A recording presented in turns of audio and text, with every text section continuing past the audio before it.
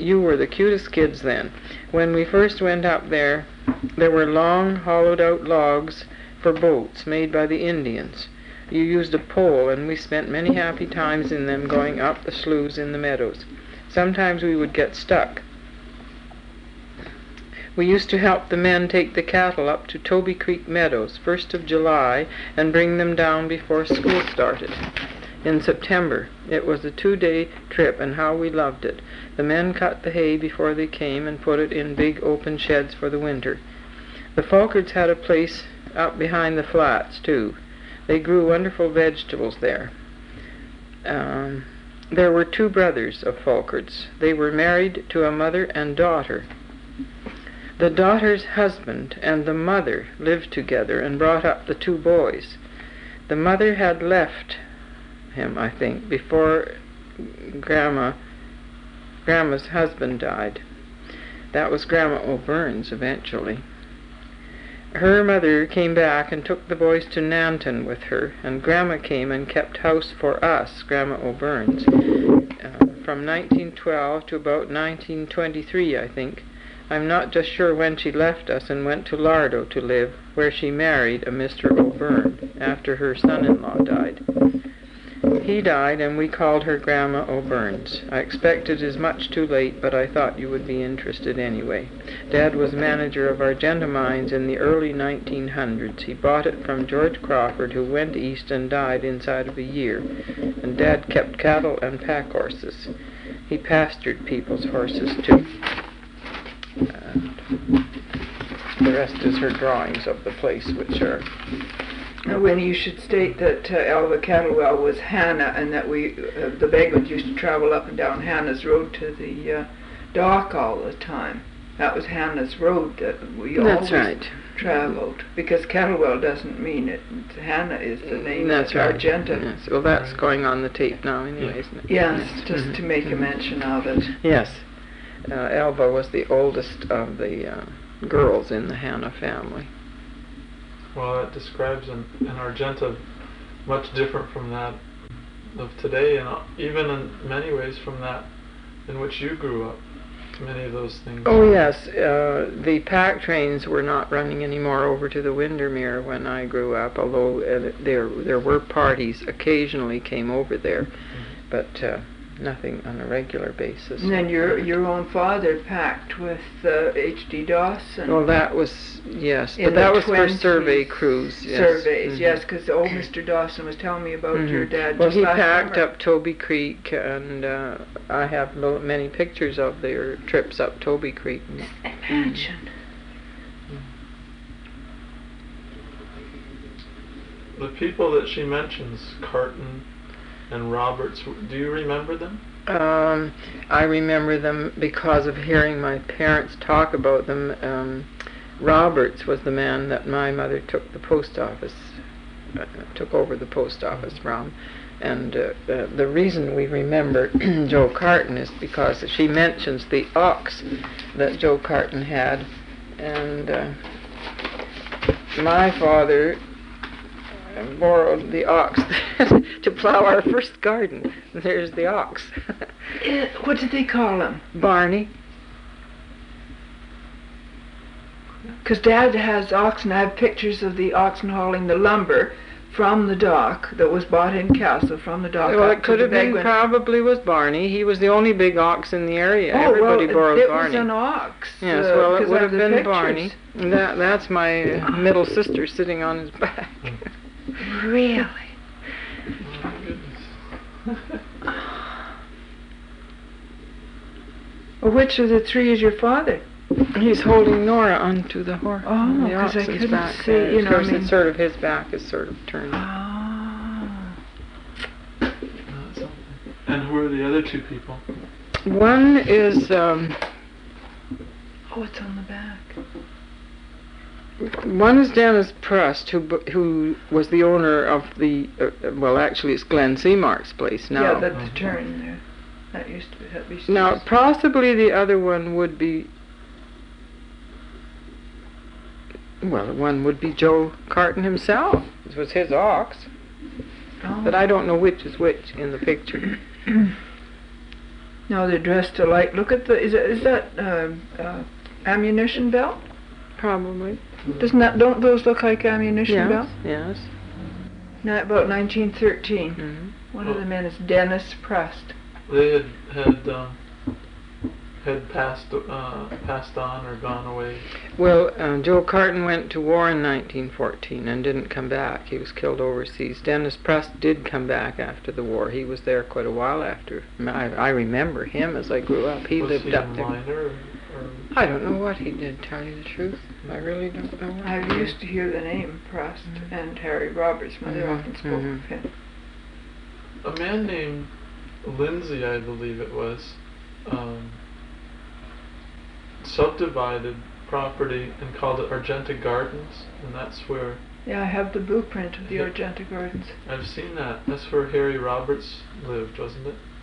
Well, Harry Roberts lived on the same stretch that you're on, Yeah. below Pete's. Mottner's approximately. Yes, right. Mottner's, That's right. It just is approximately where That's Harry right. Roberts' property used to be. Mm-hmm. But then when you grew up, I knew none of these. you were sort of at the end of the road then. Yes, because he had gone. Elva in this letter spoke of a trail going up from the house at the creek, the Folkard house at the creek. That trail we used for years and years. That trail started there at the little bridge and came out at Hugh Elliott's yard. I see, so it followed up that side Went of up the side of the creek. There was no road as such. to your property. Right.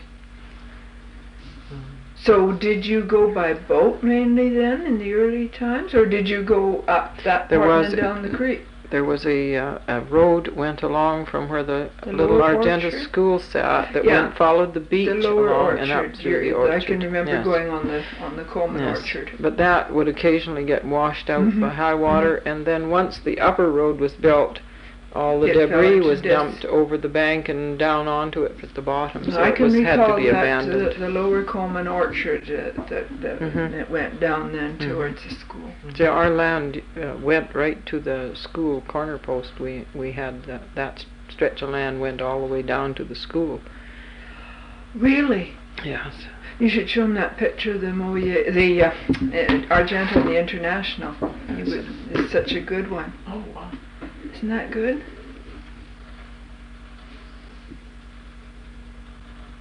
That Argenta used to run all the way up to Haley's Landing, up the Duncan.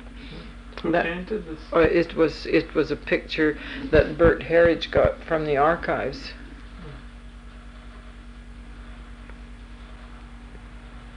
Have you ever read Herridge's book? Yes. Because I was The getting it for you. biography? Yes, Yes. when I retired. Nora's grandson married his granddaughter, you see. Really? No, I didn't know that at all. Gary Burns married Heather, who is a daughter of one of Bert Herridge's daughters. Is that Mhm. so? Maybe, I don't think Ruth Newens knew that, because I didn't know. Well, could you tell me a little bit about your father first and your mother first coming, where they came from? And Well, they came from Zelma, Saskatchewan. Actually, they had had very bad luck on the prairies, and at the recommendation of a former employee whose name was Thomas Bulmer, you probably know where Bulmer's Point is. Bulmer had been working for my dad on the prairie, and he wrote back and said, sell out and come to BC, because I have found the ideal place to live. And my dad took him at his word. He'd had very bad luck anyway, and he sold out everything and came to BC with my mother, and we were 3 babies, you might say, at the time. And we were put ashore off the paddle wheel steamer by rowboat into a little point just the other side of Bulmer's, where there was a little log cabin. There still are the remains of it there. And there we spent the first night with thousands of mosquitoes and no chinking in the logs and the walls. In the morning they decided that was no place to stay, so they borrowed a rowboat and rowed up to Argenta. And from there that was our permanent home, because everyone used to say, why did the old-timers stay at Argenta? But mostly the reason for the later settlers anyway was that they had no money left to go anywhere else. Once they got established there, they had to stay and make their living. So my dad got us established in a place, and then he went off to get work. I think he went to Gerard and worked in a big sawmill up there, and while he was up there he contracted typhoid fever, and so then my mother had to make the living then to support us, and Mr. Hanna said that she could cook for the logging camp then for the rest of the winter, and we lived in that little cabin at the bottom, and she had to move my dad and us 3 kids down there, and she cooked for the logging camp, nursed my dad through typhoid fever, and looked after 3 babies that first winter. So first winter we were there. 1914 or? Well, that would have been, we came in actually spring of 1914. So it would have been I don't know, it was 15 or 16 that before my dad got work at Gerard, because I know that I was at least 3 years old when we lived in that little cabin. And then eventually he got a hold of the piece of property that the house is situated on now, and built this log house on it from the bush, with dragging the logs out with a harness on his own shoulders. And we finally moved, I don't know what year, but we finally moved into the house. After having lived in many various places in Argenta, we moved into the log house. And my mother became the postmistress, and my dad made his living. We started a fruit orchard, actually. Eventually he made most of his livelihood off of fruit, and everybody had their so many days a month work on the road work. And then he went out to work every summer for H.D. Dawson, who was a surveyor in Caslow, and cooked for the survey crews. So where would the survey crews be going? Oh, they surveyed up in Meadow Creek, Toby Creek, Sandon, New Denver, Nakusp, all in the Kootenay area. Did you say this H.D. Dawson is still? Yes, he lives in Victoria. Yes. He could give you some interesting history. Yeah, he's really bright. He's 95. His daughter lives next door to me at 9 Mile. Does she? Yes, Buddy Ramsey. I didn't know that. Well, Bill is retired. Oh, yes. And the old gentleman came and visited me last summer. He had missed Mother, but because he used to come over and chat with Mother. Yes, H.D. Dawson. He's in Oak Bay.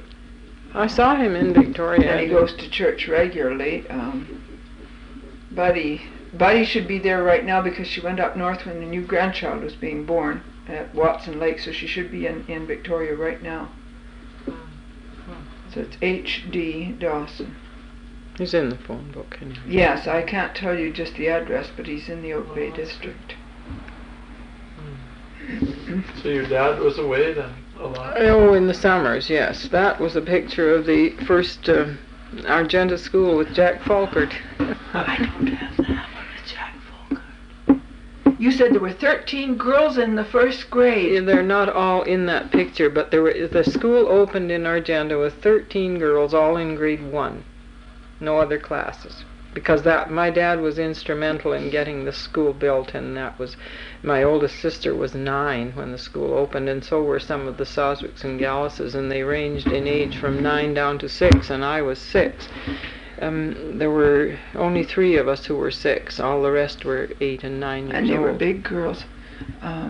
My dad was on the school board with Mr. Coleman and Mr. Soswick, and it was my dad who lent them a good part of the cash to build that school. It was built the year I was born. And I have the contract in my dad's writing, which is signed by A.T. Coleman and Billy Soswick, guaranteeing to repay this money in 12 or 13 years at so-and-so percent. I have the contract at home. I didn't know it was there, I just came across it. That is the building of the road to Meadow Creek, and your dad and my dad are both in that picture. Oh!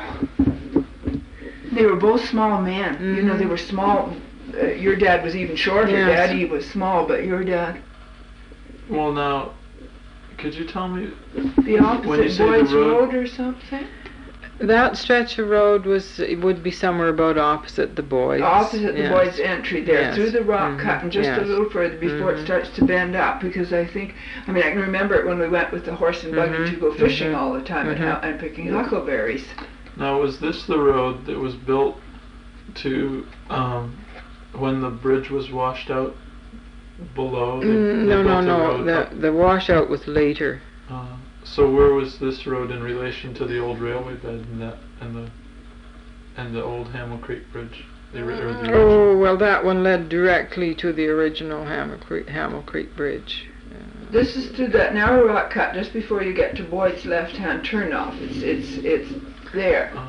Now were they servicing this road? Or No, were they building it. Yeah, building Chopping it. it, yeah. Yeah. Now, it was a railway grade originally, wasn't it? Yes, but not right. Not in The this- road wasn't on the railroad bed at that point. I think that's the stretch, Helen, that leaves the railroad bed and headed up to the bridge. Yes, because that's This is the washout and digging out the old donkey engine. Oh, my. Oh, aren't these wonderful pictures, Winnie? This is phenomenal. There's 3 people in here. I'm not sure who the other person is. Could have been Mr. Gallus. Old John. Yeah. Old John, who always went to work in his bare feet. I was just going to say, Winnie, who used to just goggle when he came up to bed. My husband tells about watching him working out on the road, and there'd be a big devil's club in the way, and he'd stick his big bare foot on the devil's club and hold it down to chop it off. Oh, but I can recall that from when I was tiny, those bare feet. Because my father always put something on. No socks, but at least he put something on his feet. Where does this tractor come from? This is an old farm tractor from the prairies, by the looks of it. Actually, I'm not sure. It was a traction engine, yes. I'm not too sure how it got into the country or what it was brought in for. Have you got a It magnifying went glass, out, Winnie? yes, I right can't- by the telephone. I thought- It went out on its own steam and it sat on the side of the road at Argenta for years and years and years and years. And finally one day a museum bought it, I believe. I'm not sure where it went to. But they steamed it up and took it out on its own steam eventually.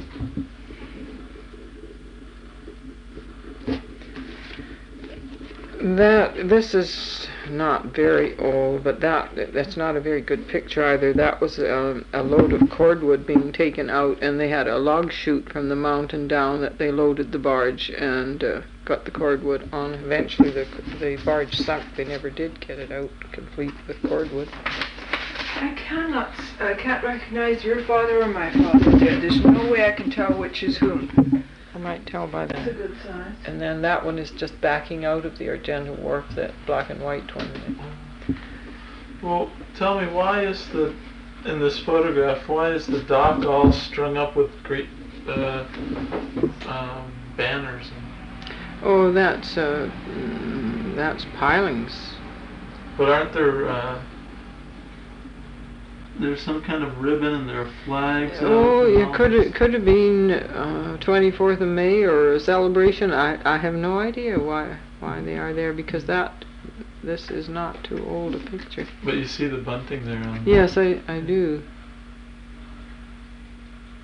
Yes, I see. Now it looks like there's an RCMP officer in this too, as well. See him standing there? Oh my.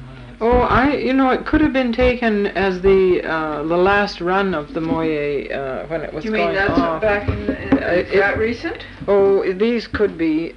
They could be. This looks like it could be a fairly recent one, maybe Yes. towards the end of the run. Although it's taken on an old camera. I don't know why it would be strung up with flags and decorations. So your father and your mother got established on the property and planted fruit trees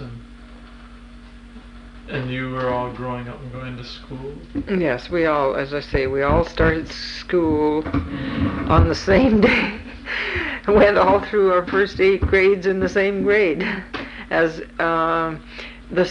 some of the younger the younger girls in the Gallus and Soswick families missed their first year because they had to learn the language as well.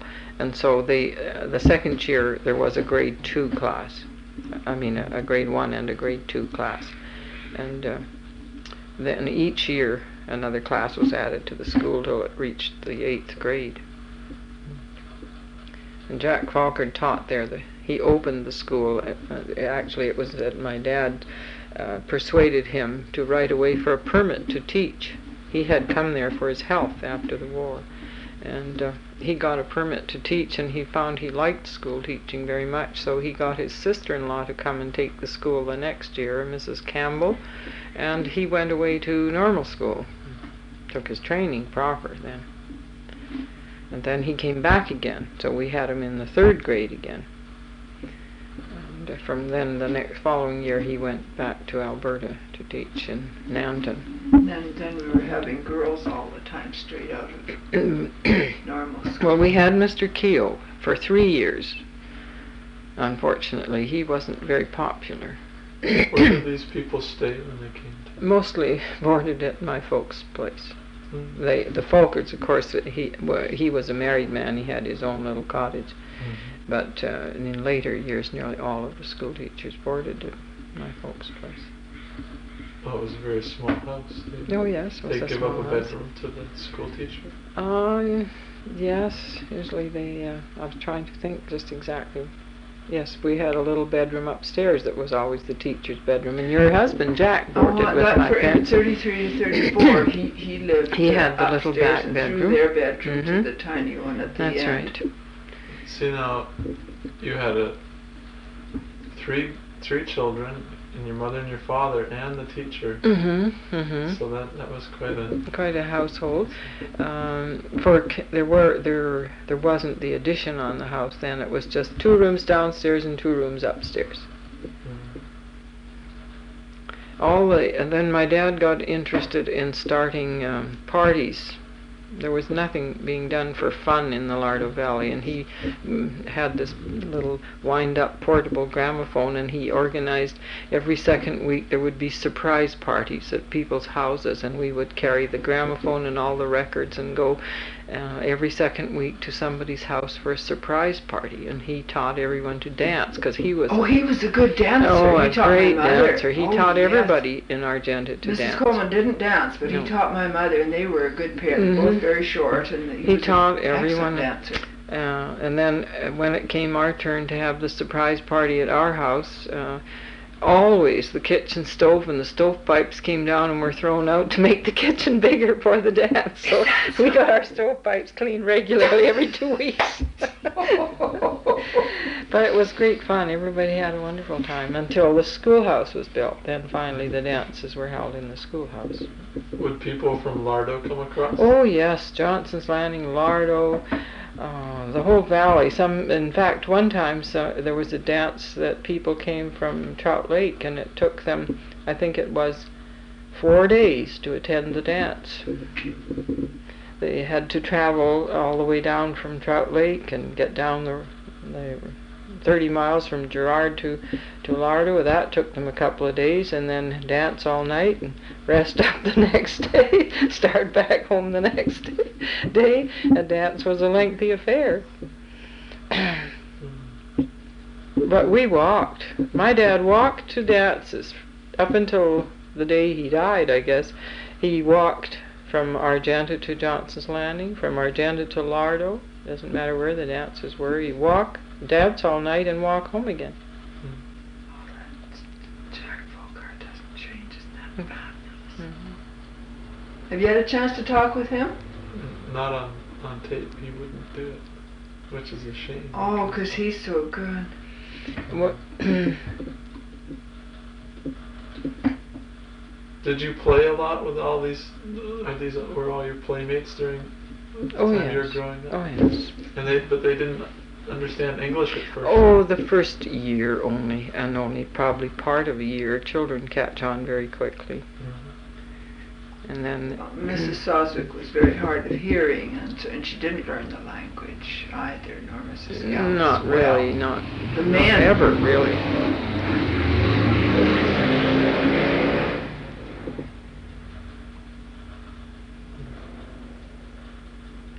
Was Argenta an ideal place to grow up?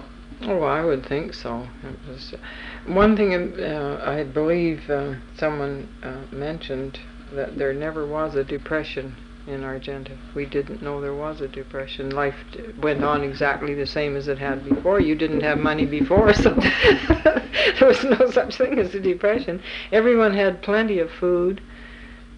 You had to buy only sugar, salt, and flour. You got your groceries. My parents ordered their groceries twice a year. That was the... And Eaton's ordered to put clothes on their backs. Ralph's folks got their groceries once a year. They bought a ton of flour, half a ton of sugar, and at a time. They had a big attic in their house, and all the staples were stored in the attic, and they shopped. Other than for incidentals, they shopped once a year for groceries. Where were his folks? His folks moved into Meadow Creek as pioneers. They owned the land that Norman Haslam has his cabin on. We gave Norman that piece of land that he has his cabin on. We took over Ralph's folks' land when we moved to Meadow Creek. Their house had burned down by that time, of course. They had a beautiful big log house on that property. No one was living in it at the time. Ralph was up at Gerard in his cabin up there when it burned down. Lost a lot of stuff. When had his parents come? Before the turn of the century? I think they came in there in the 1920s. Somewhere in the 1920s, I believe. They moved from Alberta to Minnesota, from Minnesota to Meadow Creek. They knew a person in Minnesota who owned that land at Meadow Creek, and they made a trade. That fellow wanted to move to the States, and they wanted to move to Meadow Creek, so at least to BC, and that's how they landed at Meadow Creek.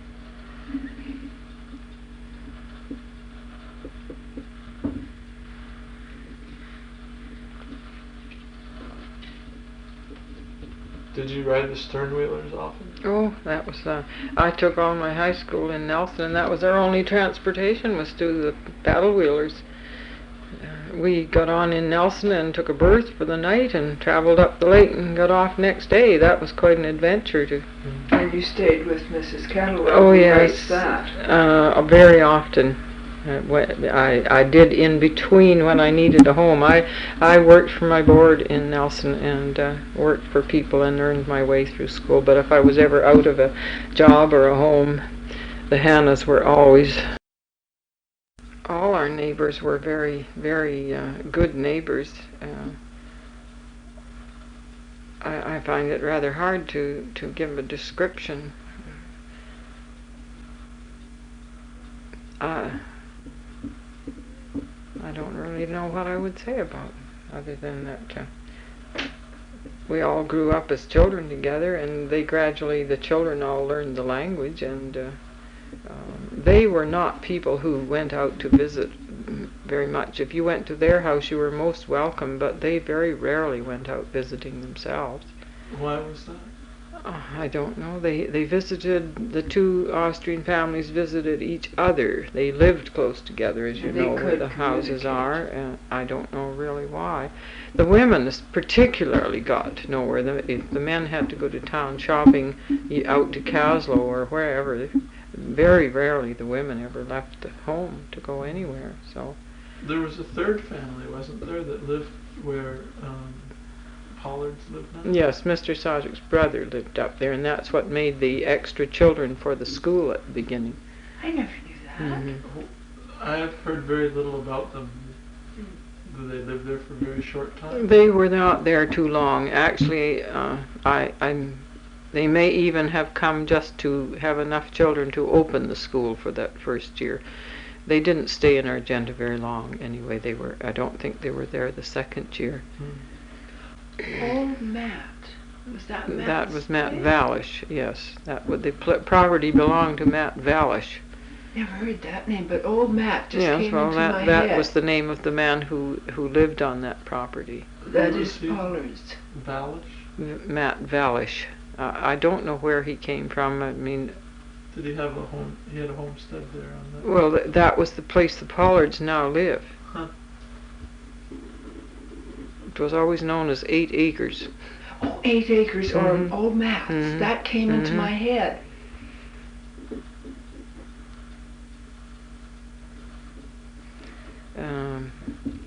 Mrs. O'Byrne's kept house for him for quite a while too, I believe.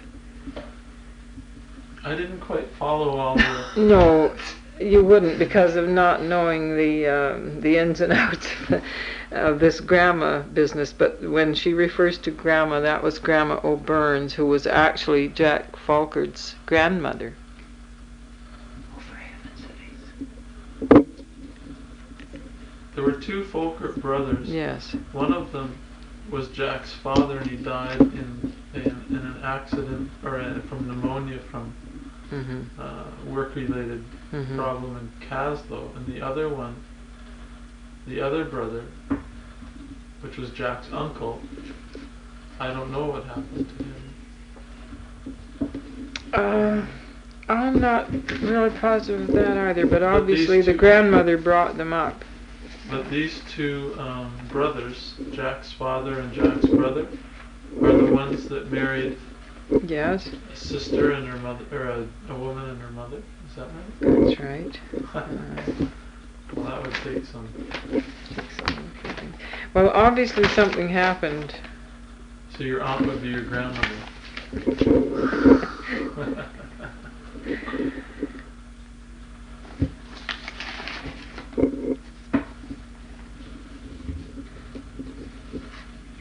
The 2 Folkard brothers were married to a mother and daughter. Of course, there could be almost as much difference between 2 brothers, say 12 or 14 years, as there could be between a mother and daughter.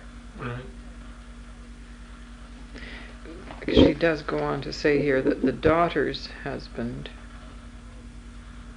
and the mother lived together and brought up the 2 boys.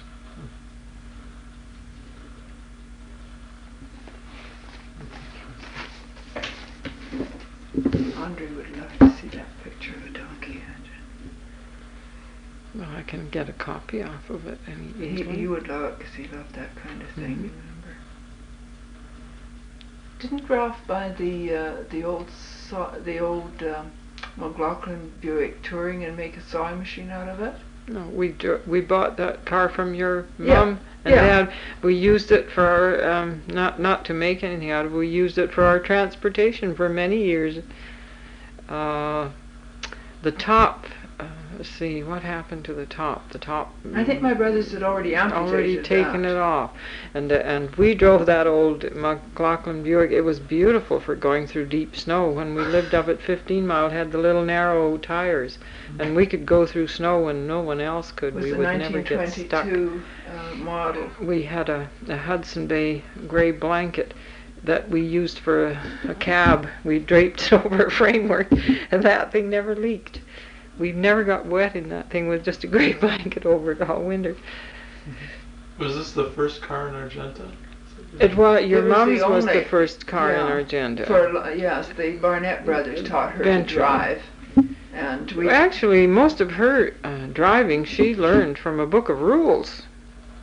She brought home a book of rules when she came in from Nelson with that car, and mostly she learned to drive from a book I of can remember rules. Alice Barnett teaching Eventually he helped her, yes, but he wasn't there when she came in with the car. Ellis just used to come up in the summer the odd time.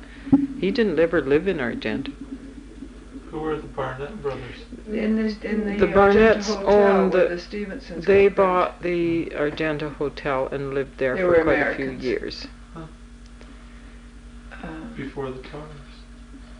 Yes, they actually, the Barnetts and the Tars traded homes, similar to Ralph's folks did. The A Nelson place for yes, an a Argenta. Lardo place or an Argenta place for a Lardo place. They traded, and the Barnetts moved out to Nelson. The Tars moved into Argenta. Well, later, after you became a teacher, then you moved back to the valley? After I was married, I moved back. Did you teach in the schools in the valley? No, never. I taught a good many years in the Doukhobor schools in the Nelson area, and then later in Kimberley. And when was that in relation to? That was before you moved? Oh yes, Back to that's right. I didn't move back to the Lardo Valley till 1944. We were married in Argenta. I didn't know that. What In year? Mother's house, 1944. January 1944. Was your husband a returned soldier? No, he was in forest industries during the war, so was not. He was in essential industries. Well, he was a hand logger, or? He was anything and everything, actually. In the Lardo, he had a trap line. He panned gold. He logged. He did, as everyone in the Lardo Valley did. They made their livelihood however they could. But we had our own sawmill after we were married. In Meadow Creek? In Meadow Creek, yeah. What did you saw, mostly? I started out sawing pine, a lot of clear cedar for building construction, boats in Nelson. The Walton Boat Works were running then. And a lot of pine for matchblocks for the matchblock factory in Nelson. And then general lumber. How did you get the lumber out from Meadow Creek? Loaded on flat cars, taken out in the barge. You'd have to get it to Lardo then. Oh yes, but it went. What year did you remember? What year they pulled the railroad out? It was 42. 42. It would have been trucked to Lardo. Yes, we hauled it in our own truck. I left in 35, so Yeah. a lot of those things I don't remember. What sort of a mill was it? Run by a gasoline engine, or by? It was run by the engine out of an old touring Packard car. Some fellow had come in from the States to Johnson's Landing with this old Packard that had been used for a limousine with the glass partitions between the front and the back seat where you had a chauffeur. And Ralph bought the car and tore the engine out of it to run the sawmill. It was a very efficient engine. It was really a beautiful engine. We drove it around for a while first as a curiosity. It was quite the car. How large was the mill? How much lumber would it produce in a day? Do you remember? I don't really remember. It was just a two-man mill. In fact, for the first year or two we were married, I was the slab packer. For a long time we ran it ourselves. And how long did the mill operate for?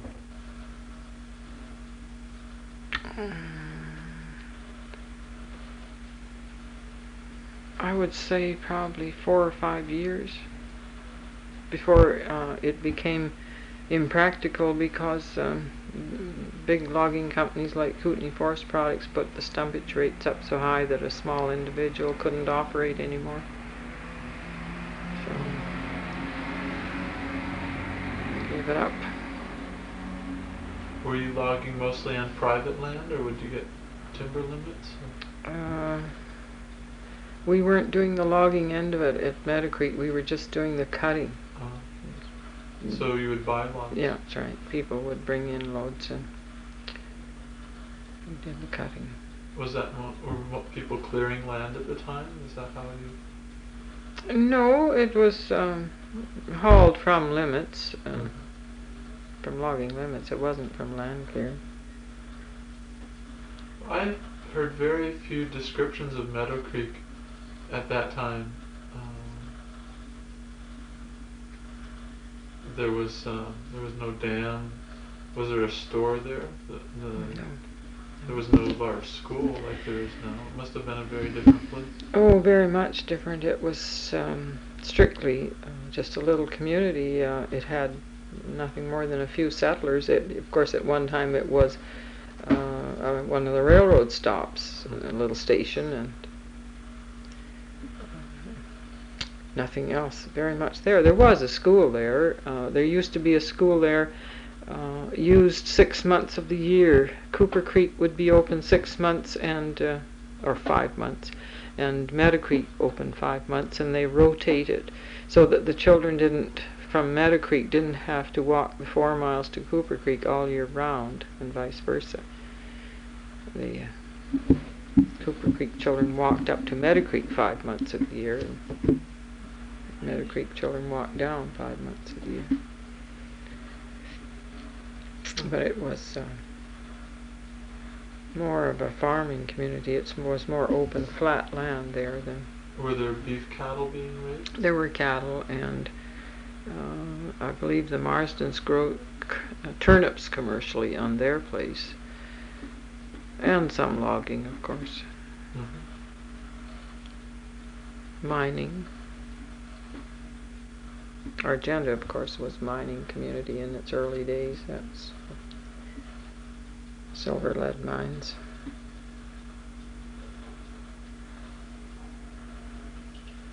The Duncan Lake Logging Company or Lumber Company got a start right after the war. Mm-hmm. But that was a ways from Meadow Creek. Yes, that's into the Hauser Valley.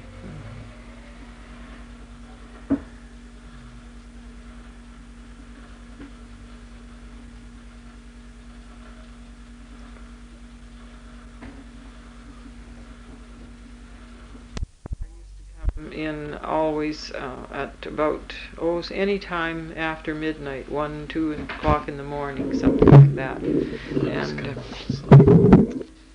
everyone gathered at our house because we had to stay up, with my mother being the postmistress and my father was the mail carrier. So everyone gathered at our house always on the mail nights, and that was the social evening. We played cards and games and music, and everyone, including the school teacher who boarded with us, always stayed up till 1 or 2 or 3 or whatever time the paddle wheeler came in. So that was our once-a-week social evenings always. And the next day, of course, you had rather a sleepy school attendance, but the teacher was sleepy too, so it didn't matter. That was great doings, the paddle wheel. And everyone came to the wharf, and the mail was sorted right there and then in the wharf house, the letters stamped and everything, and passed out to everyone, so that within half an hour after the boat had pulled out, everybody had their mail and was gone. Mm-hmm. If there was any people who didn't make it there, well then my dad brought the mail up to the house, and they would come for it the next day. Mm-hmm. Those were the days when there were about 3 boats a week. Oh, not only one a week at that time. There would be a barge come on weekends over to the Lardo side, but it didn't come across to Argenta. But in the early days, there were 3 boats a week. Yeah, when Mother first went, which would mean when you were parents. I don't remember the 3 boats a week. It would be when I was too small.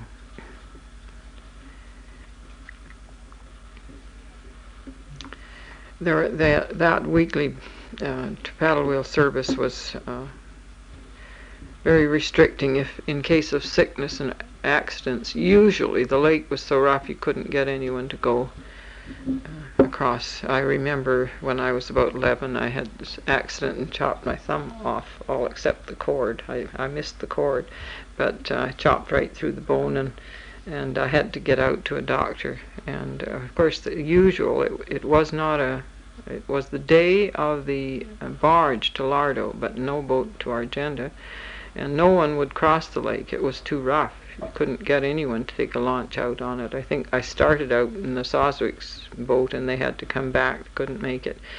And old Tom Cottingham had a little rowboat, and he wasn't afraid of anything.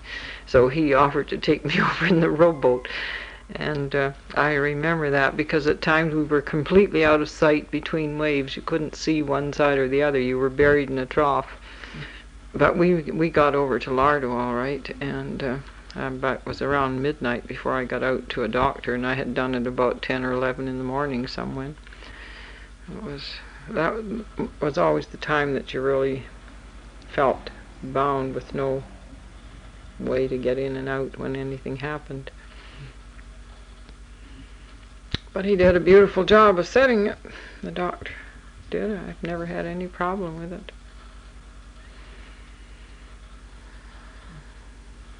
Well, Tom Cottingham was from Lardo, wasn't he?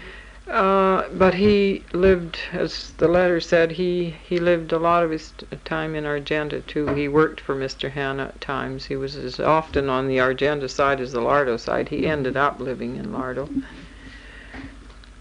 He was back when and you forth. were 11, what year was that?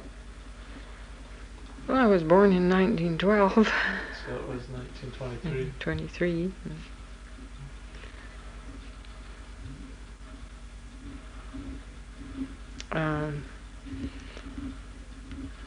I think that George Soswick can claim the Moye as his birthplace. Yes. He was born on the Moye. That's his middle name. Mm-hmm. That hopefully didn't happen too often for him. No, I remember one time, I believe, then that was a great sum of money. It cost $30 to get the Moye to come up the lake and take a person out in a case of illness. Do you mean it ever happened? Oh yes, it did happen. They came up and took Mrs. Soswick out one time on the Moye, and that's what it was, $30 for the trip for the Moye. But that was a great sum of money then. I so well remember the year that Mac Bennett's wife died, when Mother had to bring the body out in that McLaughlin Buick. We kids walked back from Hauser, all four of us, to Argenta. Lots of things happened up there concerning illness. That would, Ralph and Archie Greenlaw made a trip up to Gerard to bring out Ben Hicks when he got very, very ill. And it took them 3 days to make the trip. The road had not been plowed between Lardo and Gerard all winter. There was no road. Archie had the cat. And they had to build a box on a sleigh and get it covered in and available to have a Coleman gas stove going for warmth in there to bring him out. And they started, as Archie drove the cat, Ralph started building. They put the lumber on the sleigh and he built as they traveled. And when they got as far as Cooper Creek, they picked up Nell Layton, who was a nurse, you know, and they took her with them too, and built the contraption as they went along. By the time they got to Gerard, they had it built. They took turns pulling the cat all the way up there. And the road, Ralph described it as the cat taking a run and climbing sort of uphill, and then they would sink down, and then they'd even out and go a little bit more and get uphill and sink down and go a little bit more. They had a real battle to get there all the way. And I think they got up there 2 or 3 in the morning and had a bite to eat and slept for a little while and then headed out again. Did the man live? He lived to reach the hospital, but that's about all. Died shortly afterwards.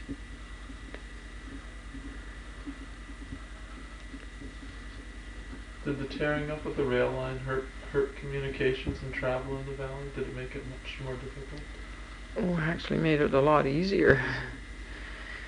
You could drive around wherever you wished to instead of waiting for rail service. The Argenta side of the valley had cars before the rail was up. There was the odd communication between Hauser and Argenta. But on the Lardo side of the valley, there was nowhere you could go. There was only the railroad track, nothing else. So it wasn't really a help to have the rails out.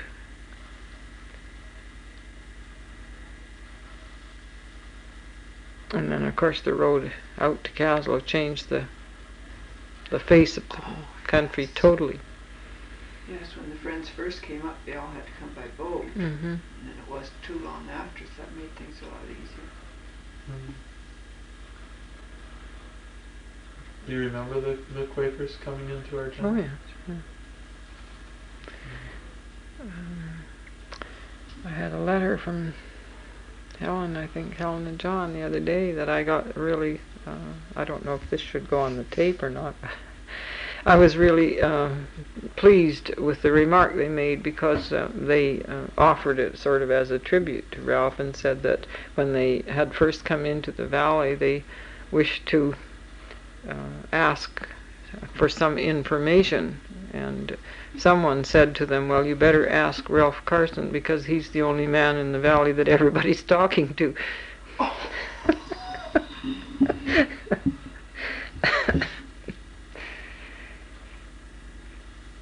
There was, in all small places, there always were all the petty little grievances that came up. I remember another fellow telling us that he had a trap line, and that when he left for his trap line in the fall, everybody was mad at him and nobody was talking to anybody else, but by the time he came out in the spring, it was all forgotten and everybody was his friend again. So I can remember one time when your father and my mother had an awful battle down the Oh wharf. yes, that was, I don't think that They probably both had- wasn't the first or the last one. They That was both one had of the loudest ones, though. they both had had bad tempers. fiery tempers, but they'd forget about it in the next week I or so. think so. But there was one doozer. Hmm. I can't even remember what it Oh, I don't know what it was about. That's beside the point. We used to spend our summer holidays before you kids were born. Your mother used to come down to our house and take the three of us to spend our summer holidays up at your house. Did she That's right. We used to pack our suitcases and go up in there and stay for a week. I didn't know that. That's right. That was our only adventure away from home, and that was to us. That was we might as well have been crossing the continent. There was a complete change of scenery, and it was all wooded area between our place and yours. And she'd come down with the horse and buggy and take us up there for a couple of weeks. We'd live up at your house.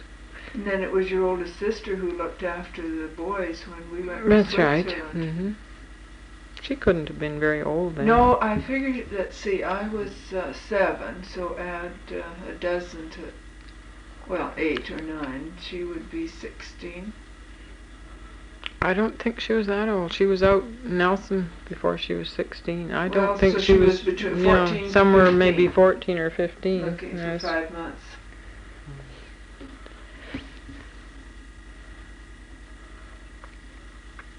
Oh, that was, they were fun days, though. We really enjoyed them. Yes. I remember going up to with a message to your mother's house that my mother sent us up with this message, and obviously gave us great instructions before we left. And so as I opened the door when your mother came to the door, the first thing I said to her was, "My mother says we're not allowed to stay for lunch unless you ask us."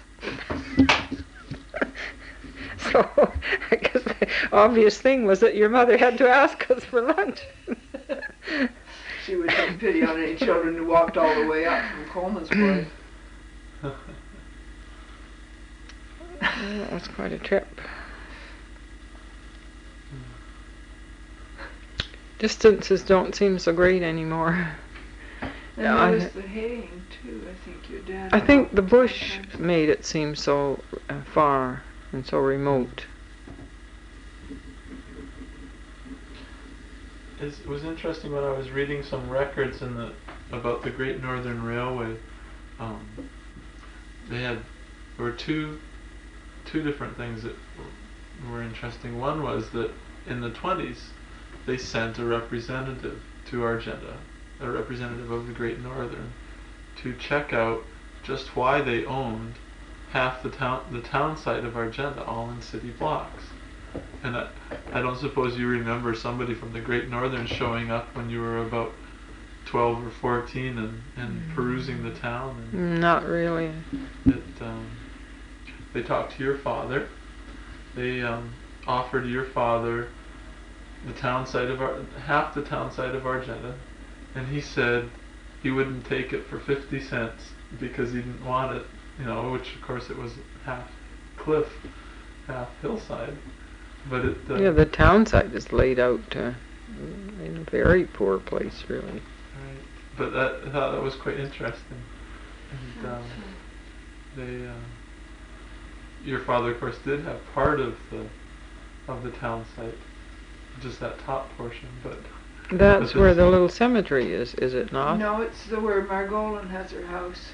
Oh, That's the whole town site. I see. That level place there between the middle field and no, it's the Margolin I see. level. Mhm. Yeah, that was what we call the town site. Well, I thought, but her place is like on the right-hand side as you go up the road, but the town site was also on the left-hand side.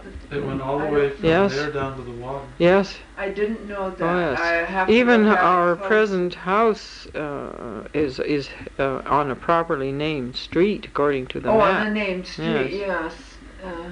That's right. Yeah.